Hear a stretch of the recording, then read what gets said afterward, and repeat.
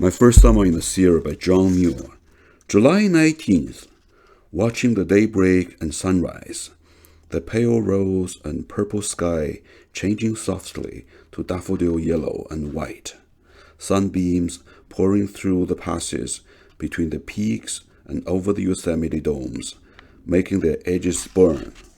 The silver firs in the middle ground, catching the glow on the aspire tops, and our camp grove fills and thrills with the glorious light. Everything awakening, alert and joyful. The birds begin to stir, and innumerable insect people. Deer quietly withdraw into leafy hiding places in the chaparral. The dew vanishes. Flowers spread their petals.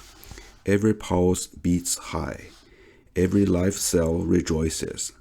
The very rocks seem to thrill with life. The whole landscape glows like a human face in a glory of enthusiasm. And the blue sky, pale around the horizon, bends peacefully down over all like one vast flower. About noon, as usual, big bossy cumuli began to grow above the forest, and the rainstorm pouring from them is the most imposing I have yet seen.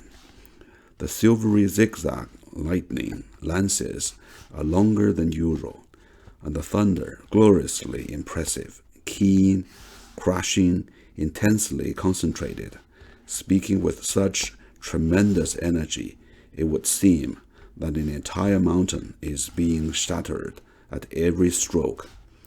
But probably only a few trees are being shattered, many of which I've seen on my walks hereabouts strewing the ground.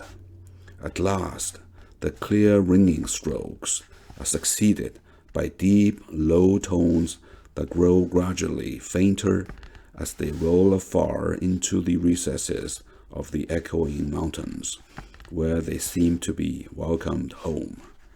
Then another and another peal, or rather crashing, splintering stroke, follows in quick succession, perchance splitting some giant pine or fir from top to bottom into long rails and silvers, and scattering them to all points of the compass.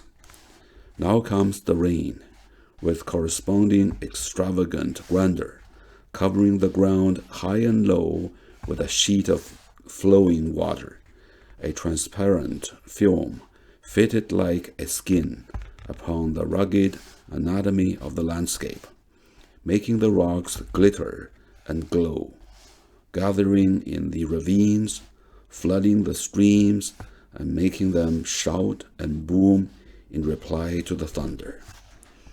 How interesting to trace the history of a single raindrop. It is not long, geologically speaking, as we have seen, since the first raindrops fell on the newborn leafless Sierra landscapes. How different the lot of these falling now. Happy the showers that fall on so fair a wilderness.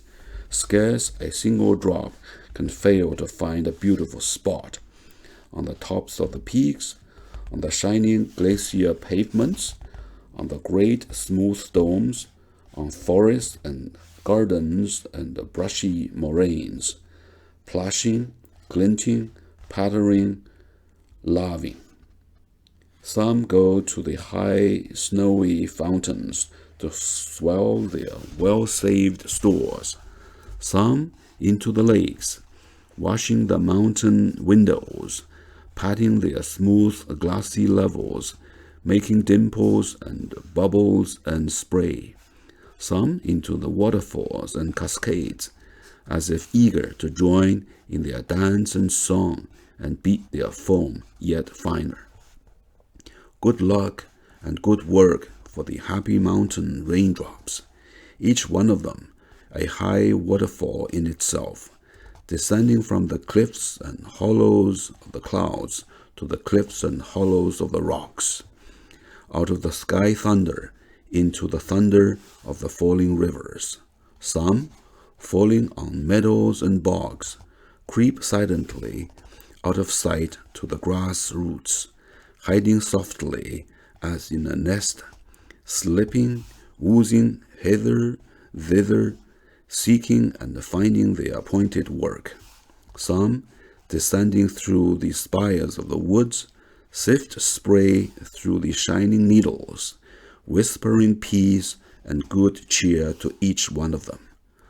Some drops with happy aim glint on the sides of crystals, quartz, hornblende, garnet, zircon, tourmaline, feldspar, patter on grains of gold and heavy, way-worn nuggets.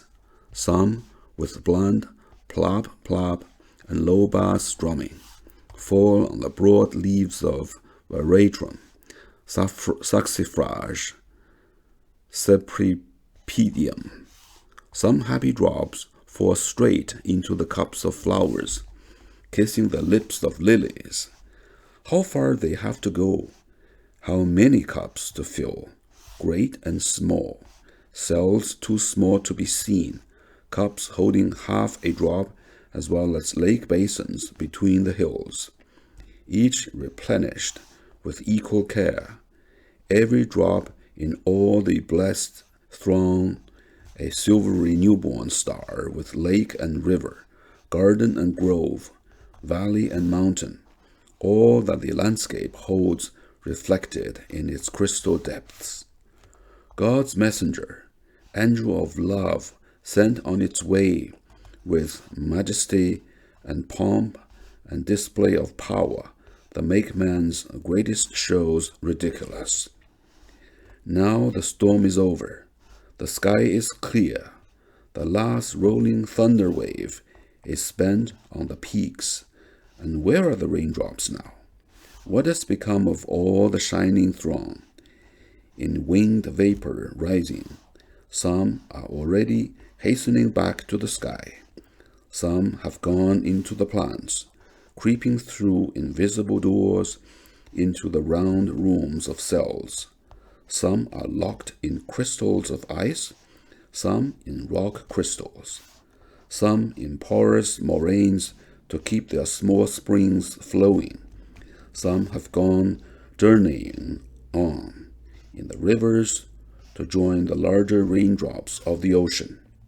From form to form, beauty to beauty, ever changing, never resting, all are speeding on with love's enthusiasm, singing with the stars the eternal song of creation.